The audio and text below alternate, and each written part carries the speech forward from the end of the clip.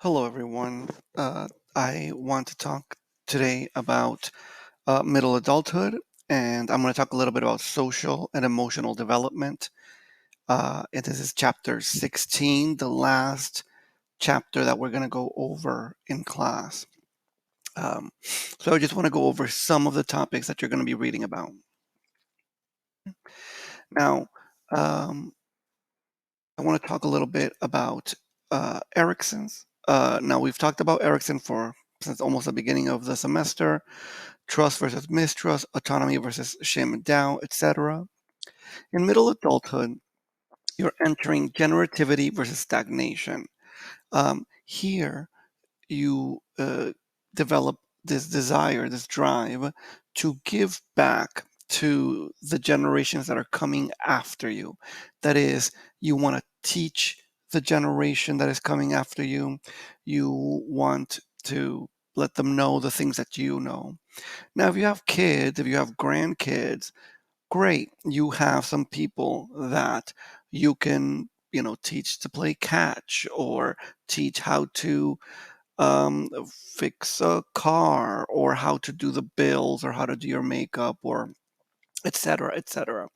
Um, but not everybody has that. And so when you don't have the ability to develop generativity, then you might develop stagnation, a feeling of being stuck, a feeling of what is my life worth anyway? Um, so again, generativity versus stagnation is a major psychological challenge in middle years. Um, it is a drive towards procreativity, and more specifically, it is a desire to give back to that generation that is coming after you. For people who are in middle adulthood, the more you can give back, the greater the self-esteem that you feel and the more sense of meaning of life that you feel. And when you don't have that, then you have stagnation, where you kind of feel like your life had no purpose, and you feel stuck. Um, this can occur, stagnation can occur because of neuroticism as well. Specifically, maybe you have a great relationship with your children, but if you're very neurotic and you think you only focus on the negative parts of the relationship, the negative parts of what's happening, that's what neuroticism is. You focus on just the negative things, then you're still going to end up feeling that sense of stagnation, like it didn't really matter. Levinson, on the other hand, is talking about seasons of life. And I mentioned in the last time I talked about Levinson that there is a shift between transition periods and more stable periods. And in the midlife transition, first of all, this occurs usually between the ages of 40 to 45. And one of the things that you have to learn to deal with is this overwhelming feeling that you have seen more sunsets than you will see in the future, that you have lived more life than you will end up living uh, going forward, because now you kind of hit, middle age, and there is a good chance that you won't live as long as you have already lived. Um, Along with midlife transition often comes a midlife crisis. Um, this is a dramatic self-doubt and a great deal of anxiety. Now, there's different parts to midlife crisis. Part of it is that midlife transition, that sense of, am I where am I supposed to be? Did I accomplish the things that I wanted to accomplish? Do I even have time to accomplish more things? Because that feeling of transition and that feeling of uh, have I already lived most of my life starts to take place. But there's another thing that happens, which is you start to look back at your life, and sometimes you realize that you're not the person you wanted to be, or you're not the person who you thought you were. Maybe you always thought of yourself as someone who was fun and outgoing, but when you look at your life and you're 40 and you go, oh, I don't really go out as much. I don't do things anymore. And so I'm not the person I thought I was. So you kind of feel that hole in your sense of identity. And just like that middle school kid who is trying to figure out who they are, well, this person in the middle of their midlife crisis, they have a hole in their identity and they got to fill that hole. They got to figure out, who is it that I am? And they do the same things that that middle school kid did. They try to make new friends, they try new activities. But of course, now you're 40 and you have money, and you might get a motorcycle, or you might, I don't know, get a tattoo or a piercing. And um, some people's midlife crisis can be quite dramatic, where they almost become someone slightly different. Especially if you knew them well, you kind of feel like, oh, I don't even know this person anymore. They're different. Um, but the truth is that most people do not have that level of drama. Um, they are slight changes in who they are.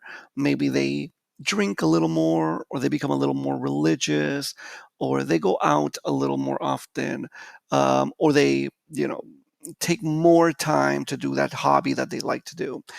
There tend to be uh, not quite as dramatic changes in their life.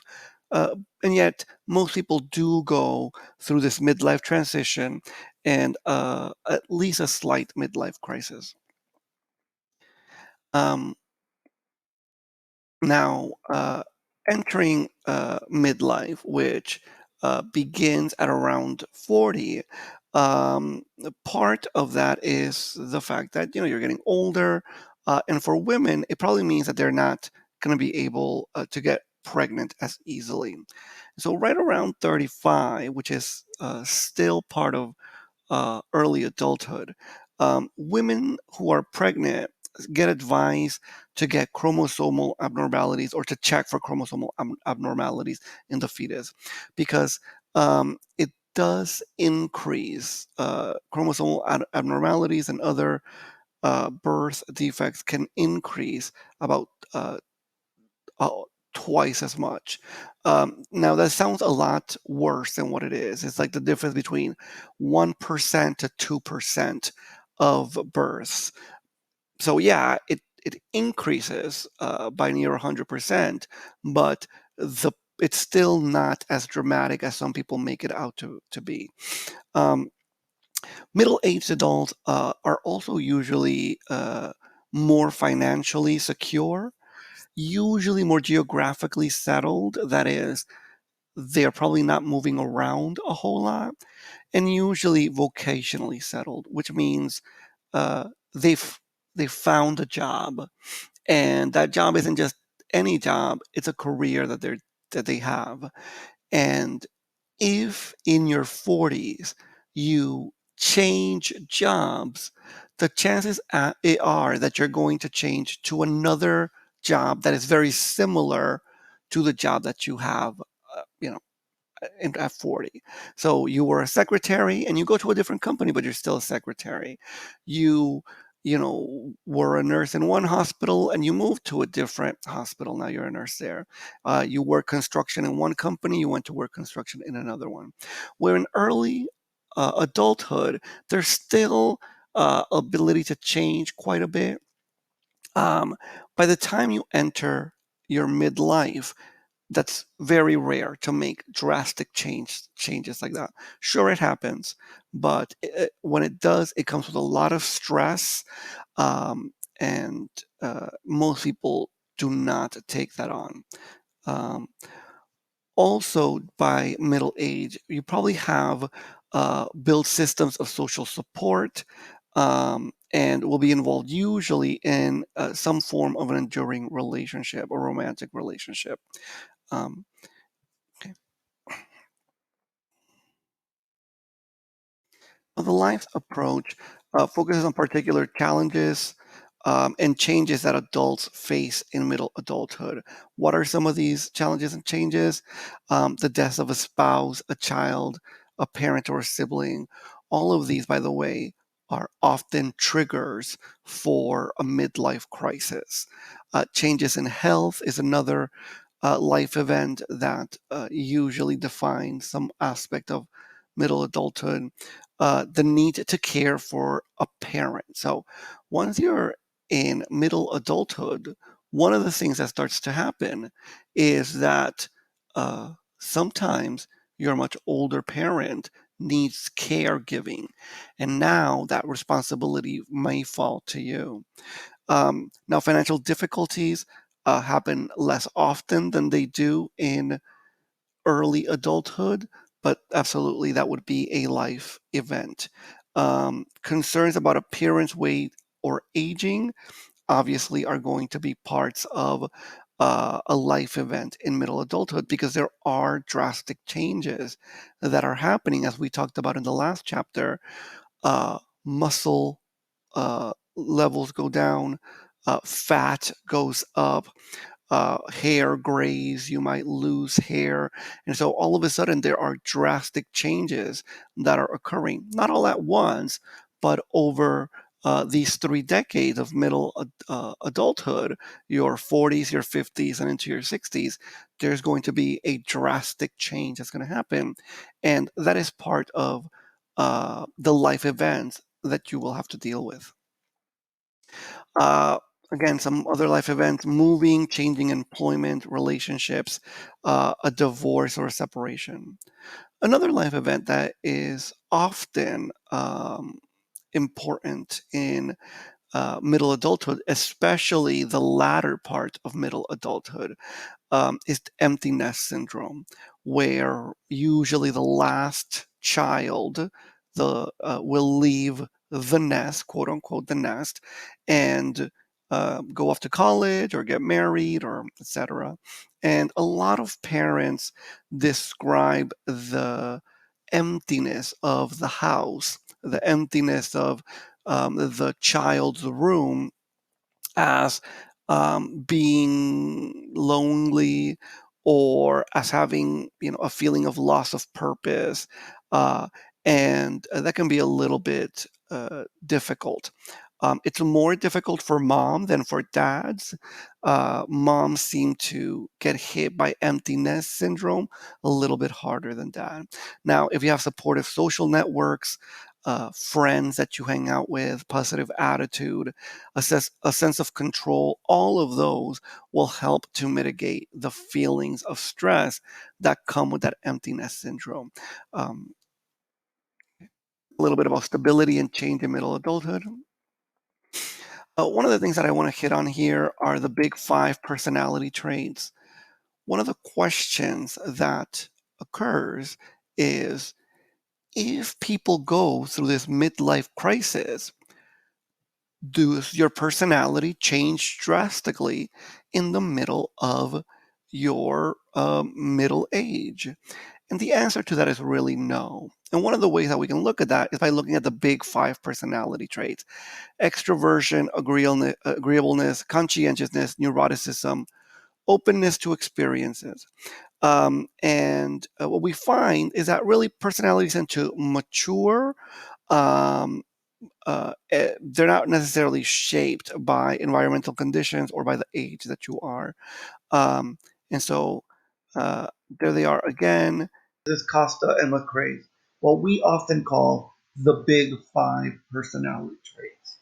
Now you'll notice that the word ocean is at the top here, because if you want to remember what the big five personality traits are, they spell out the word ocean. They are openness to new experiences, conscientiousness, extroversion, agreeableness, and neuroticism. And so I want to talk about these as separate traits so that you can kind of get the idea of what exactly it is that I'm talking about when I say the word traits. So the first trait is openness to new experiences. And of course, you can be high on this or low on this. If you're high, then you're obviously open to new experiences. You like to try new things. You tend to have more liberal values. You're usually more open-minded, more creative, and you tend to have a higher cognitive functioning, that is a higher IQ than someone who's very low in openness. So if you are low in openness, you tend to be more practical, you tend to like routine, and you tend to conform to the rules or to however it is people expect you to behave.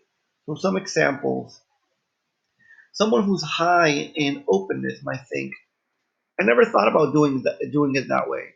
I would love to see how that works. Someone who's low in openness is probably going to think, there's only one way to do it. That's the way I always do it. Someone who's high in openness might think, I, I love to wonder about different things and analyze what would be the best way to do it. Whereas someone who's low in openness is probably going to think, people think too much. If you want to get something done, you just have to do it. High in openness, you might think, how can I determine what's right or wrong unless I try to understand many different perspectives? Where someone low in openness might think, everyone knows what's right and what's wrong. Things that are wrong are always wrong. What you see here is that you might be very high or very low, or kind of feel like you're kind of in the middle there. All three of those answers are probably true. Some of you are very high in openness, some very low, and some kind of in the middle. Another thing I want to point out is that it's not necessarily that one is better than the other. Being high or low or in the middle is better.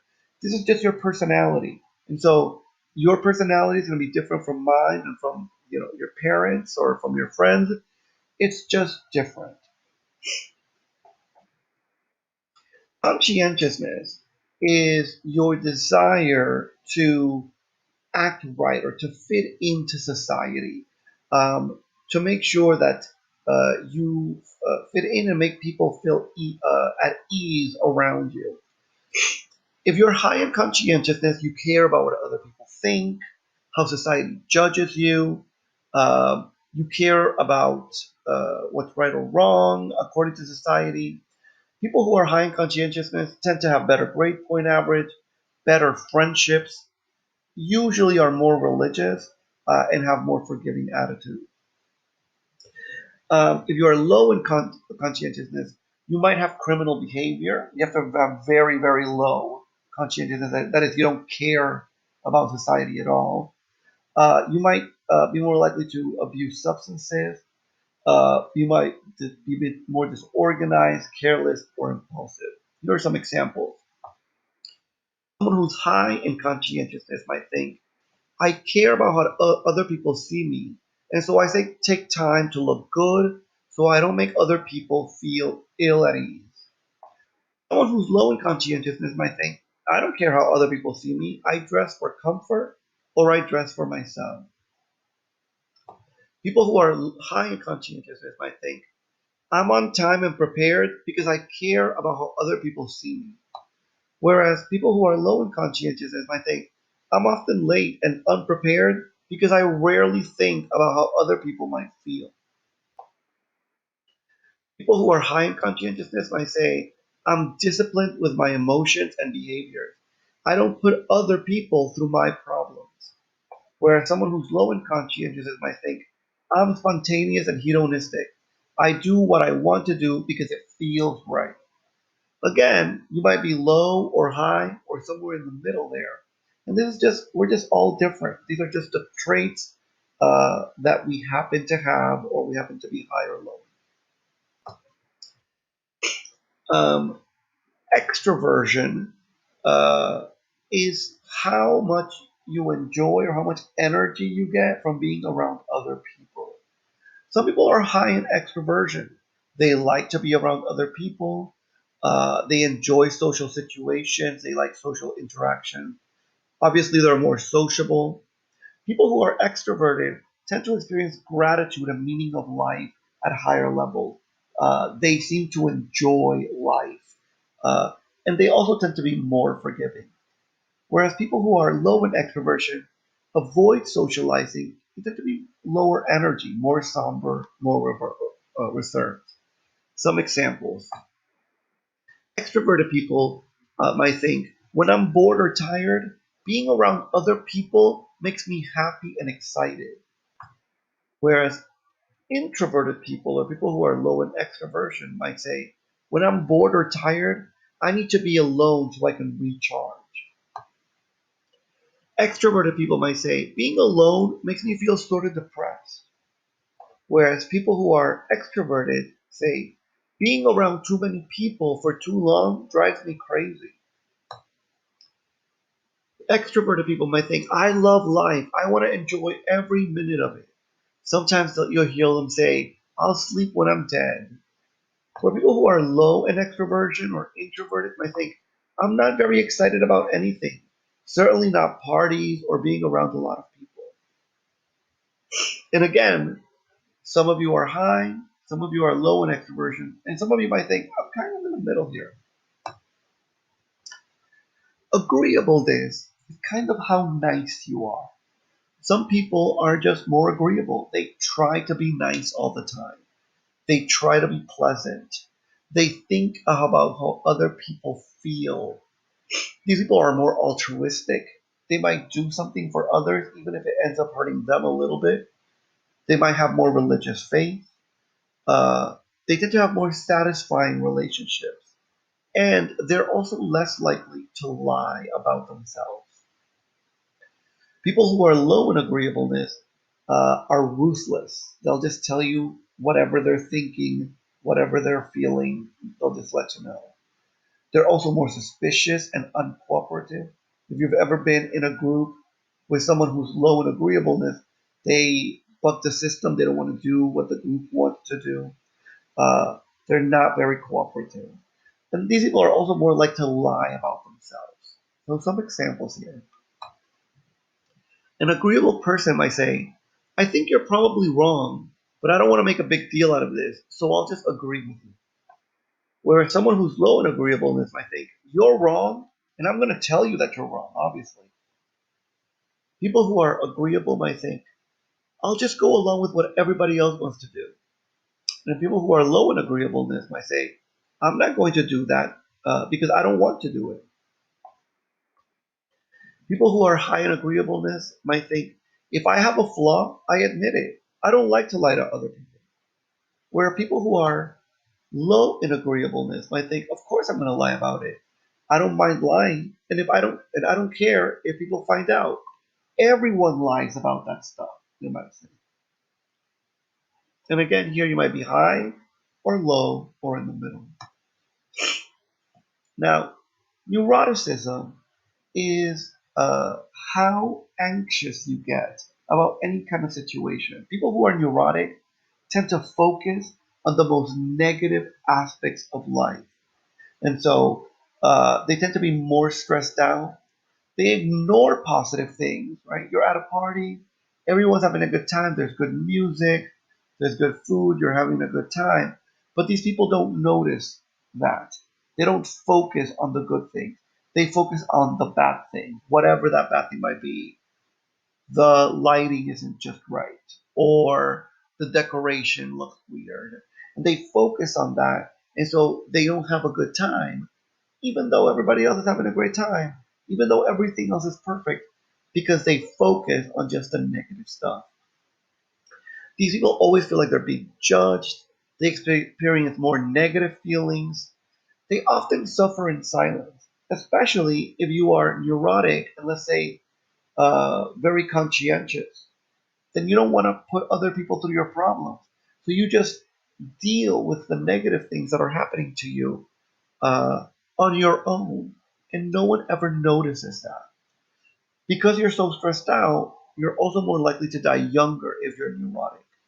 And under certain circumstances, it's difficult to detect how neurotic somebody actually is.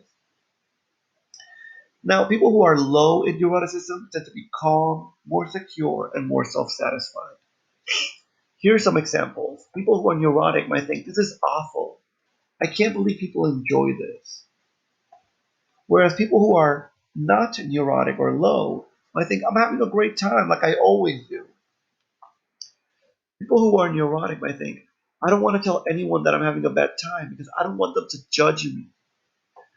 Where people who are low in neuroticism might think, I don't often think about how other people judge me. I'm enjoying my life, and I think other people are enjoying their life too. People who are neurotic might think, everyone thinks I'm dumb, or everyone will think I'm dumb if I ask that question. Whereas people who are low in neuroticism might think, I'm doing a great job, or if I don't know, everybody else might not know, so I'm going to go ahead and ask that question. Now, as I mentioned, do the big five personality traits change through adulthood? And what you're seeing on this chart is uh, how the big five personality traits change over a lifetime. These are obviously averages, and they're not going to be the same for everybody, but these are good averages. Now, extroversion, the purple line, tends to slowly go down all throughout your life. And you'll notice that there's a little bit of a pop up here in the end of middle adulthood. That's usually related to retirement, again, to kids leaving the house and the parents having a little bit more of a chance to do the things that they didn't get a chance to do while they were taking care of kids or while they were working.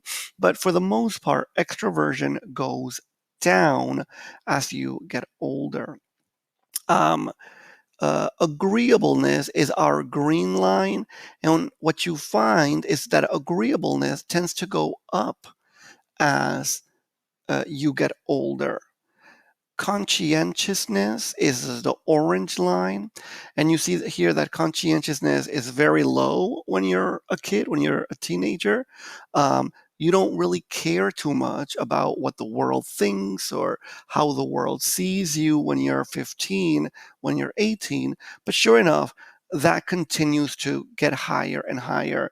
And it begins with, do my friends think I dress well? To, am I fitting into the roles that society has given me? But as you get older and as you enter old age, you see that conscientiousness starts to go down as well. This is why older people are a little crabbier to you when they say and do things that aren't always conducive to a good society because they don't really care that much anymore. They're tired of trying to fit in perfectly. They've done their part. Neuroticism, you'll notice that it does go up a little bit during middle adulthood, but hopefully that starts to go down later on. And openness to new experiences also goes down pretty dramatically as you get older. Of course, that makes perfect sense. As you get older, you get more set in your ways, and you are less likely to want to learn a new way of seeing the world when you're 70. You just see it the way you see it at that point. But to the overall question, do people going through a midlife crisis have dramatic changes in personality? And when you look here at uh, the lines in the middle of this rectangle, that is from 40 to around 65, the, the change is for any single trait is barely registers. Um, or I should say barely registers. And so what we see here is, yeah, people go through midlife crises, but people aren't changing dramatically. Okay,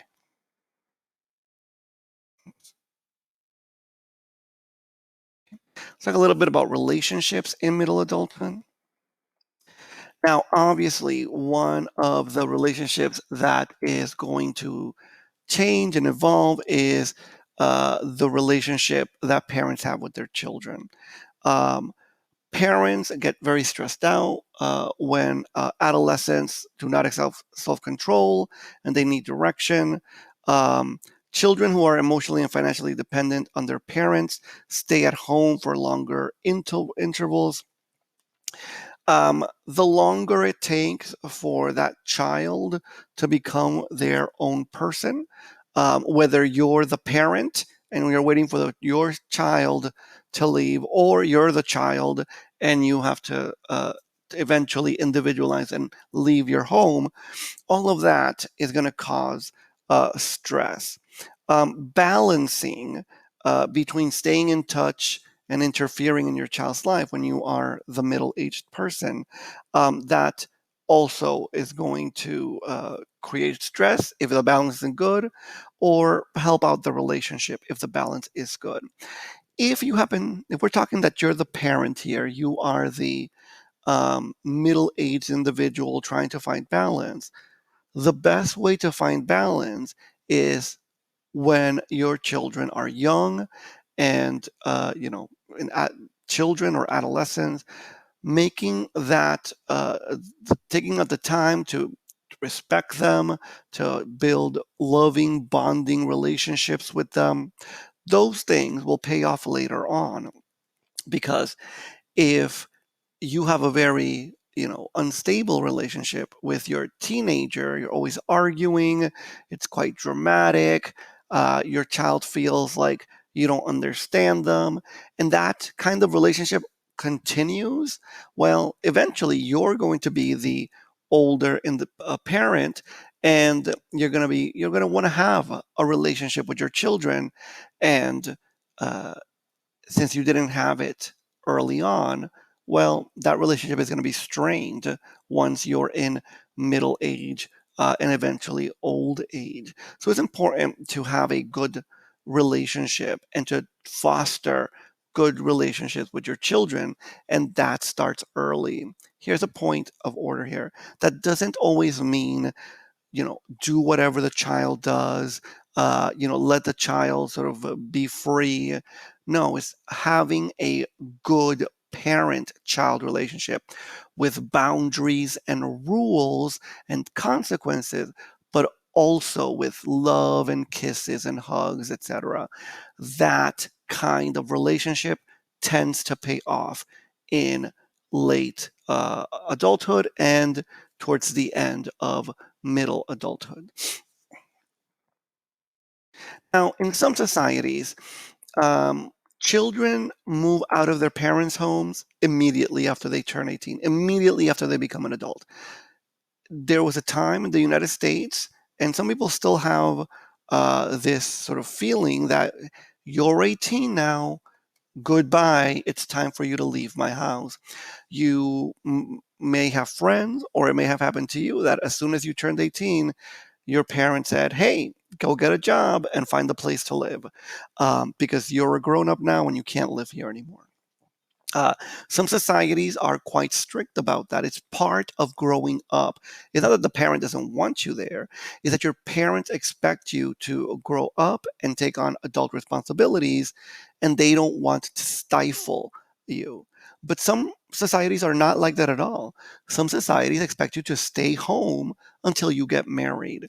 And again, depending on the society, it might just be for boys, it might just be for girls, it might be for both. Um, Different societies have different ideas about what it means to be an adult and what it means to leave the home. Um, Obviously, when children get married, they expand the family. They bring a wife or a husband. They often bring the in-laws. They may bring a family that was already built, that the you're sort of moving into. And now, if uh, if your grandma and grandpa and your child has gotten married, well, you're taking in these new in-laws, you're taking in this new family, you're taking in a different side of the family, and sometimes that's great. Sometimes those people do enrich your life. Um, but not always, right? Sometimes another set of people just bring another set of problems. Um, but again, balance is usually the key here. Balance in how you interact with your in laws, with your child's new spouse, um, and how you balance that. That's going to absolutely be an important key to uh, maintaining good relationships. Now, another thing that is going to happen in middle adulthood probably is you may become a grandparent. So, a lot of people have children either in early adulthood, although that happens less and less now, or early in middle adulthood. And so, by the time that you are in your uh, uh, 40s or 50s, if you had kids early, or 50s or 60s, if you had your kids late, you'll eventually end up being a grandparent. And grandparenting usually is considered very good. Um, uh, because grandparents get to spend time with grandchildren without having to be, parents. And so grandparents often get a chance to be sort of friends and playmates with children. But it's not all perfect. Part of being a grandparent is learning to, again, balance between reckless interference in your kid's life, um, or sort of the painful neglect that comes from not having a good relationship with your children and in turn your grandchildren. As I mentioned, most people think of being a grandparent as being something fun and good. Um, okay. Now, grandchildren often spend more time with their grandmas than with their grandpas, and more time with the maternal grandmother. That tends to be quite common in our culture, and in fact, a lot of cultures. Um, for whatever reason, uh, mom's mom, that is your grandma from your mom's side, tends to be closer to the caregiving, and so kids tend to be a little bit closer to that grandma. Um, Grandparents have fun with their grandchildren and leave the hard work to the parents. That is a good part of being a grandparent, but that is not always like that. Sometimes grandparents basically got to take over.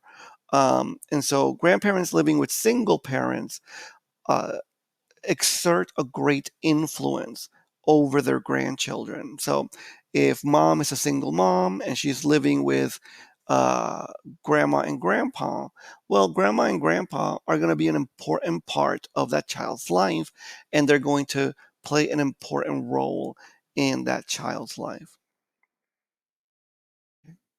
Now, there are other reasons why grandparents might end up being caregivers, or whether it's sole or uh, uh, in concordance with a single parent. Um, Sometimes a single parent is just away too much. Sometimes a single parent has passed away. They may be in the military. They may be in prison.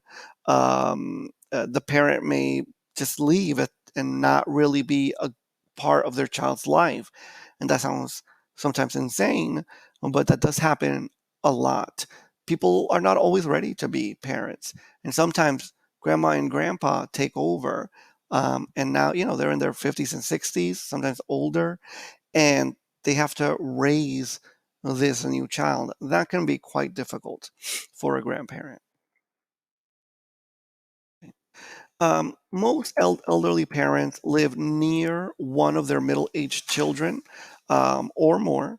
Um, and again, when relationships are balanced well, when expectations that mom had of her teenage daughter when she was young, when that sort of goes away because now teenage daughter is 45, and mom and 45-year-old daughter learn to let go of that, that helps having a good relationship with your middle-aged children.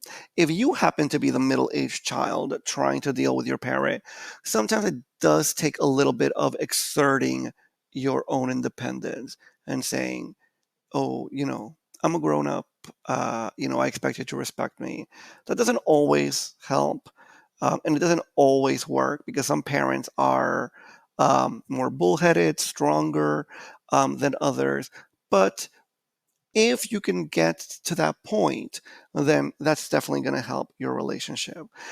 Obviously, one of the important parts of that is that as parents get older, it's usually that middle-aged child that's going to take care of them. Again, almost always it's that middle-aged daughter, one of the middle-aged daughters, who takes care of the aging parent. Again, this is more cultural than anything, although because it happens so often in so many different cultures, there may be some biological factors at play as well. But it is usually the middle-aged daughter. Not always, but often. We call this individuals that take care of their aging parents the sandwich generation. Why? Because they are sort of in the middle.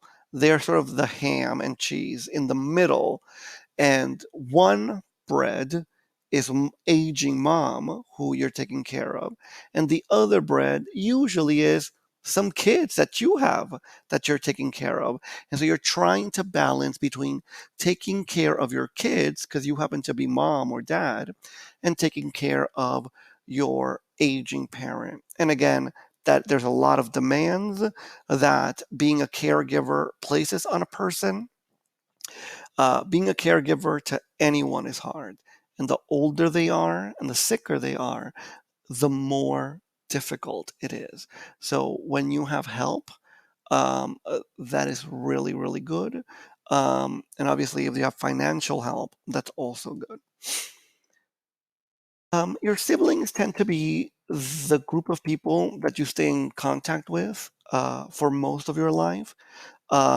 Sibling relationships tend to continue into late adulthood for most people. That is, even though you're becoming an older person, you still reach out to your siblings. Um, Often, the nature of the relationship reflects your childhood relationship. So, if you had a good relationship growing up, you tend to have a good relationship in late adulthood. Again, that's not perfectly stable for everybody, but on average, that tends to be the case. Also, sisters are much more likely to continue to reach out than brothers are. And so if you have multiple sisters, there's a higher chance that you're going to try and stay together as a family, always making contact, whether that's just phone calls or spending, Christmases together. That's more likely than when you have lots of brothers. Brothers are just less likely to maintain those relationships. Again, not it's not that brothers don't care, or that if you have a brother, you won't see them in late adulthood, but it's just not as often. It's not as strong usually. Another thing that affects sibling relationship is how well they come together to take care of the parents, the aging parents. When only one sibling takes care of the elderly parents, that is going to affect the sibling relationship negatively. Um, and oftentimes, the person taking care of the parents feels like they've been given this responsibility and nobody else cares. And sometimes the siblings that are not participating feel excluded. So it's hard to take care of an aging parent. But when you come together and you do it well and you have a good plan together, that's going to help the sibling relationship. Now, one of the biggest problems that happens in middle adulthood and late adulthood is that you have less and less friends. When you were young, you went to school, you went to college, you at your job, you tried to make friends. You maybe went to the gym and you made friends there, and you kind of went out of your way to make connections with people. And as you get older, that sort of dies down more, and you're not making as many friends. And of course, you're not keeping in contact with some of those older friends. Um, so as women get older, sometimes, they just kind of lose track of a lot of their friends. But as men get older, they are less likely to have sometimes any friends. Um, and so male friends tend to be more competitive, less intimate than female friends. And so that means as they get older, they're less likely to reach out, they're less likely to continue to hold on to the friendship and the intimacy of friendship. And so it's very common to have men in their 40s and 50s, and especially in their 60s and 70s, who they just really don't know anybody that's not in the house. Maybe while they're working, they have work friends, but they don't really do a lot with them at outside of work. And of course, as they retire, their friend is, their wife, or maybe their kids, maybe a neighbor. And there's just not a lot of strong connections. This is an issue that begins in middle school. In middle school, when boys are learning to reach out and to make good, intimate relationships, one of the things that happens is that toxic masculinity, sometimes from parents, sometimes from teachers, sometimes from other boys, um, starts to tell them that it's not okay to have that kind of level of intimacy with other boys. And so boys just never really learn to build truly intimate friendships. And in the end of life, or towards the end of life, that usually means that they have very few close friends and sometimes very few friends at all. Women are more likely to have friends even later in life, but they are less because as you get older, you uh, just not holding on to friendships quite as much as before. Obviously, social isolation leads to poorer physical and psychological health and mortality. Being alone is not good. Now, some people like being alone. That's different.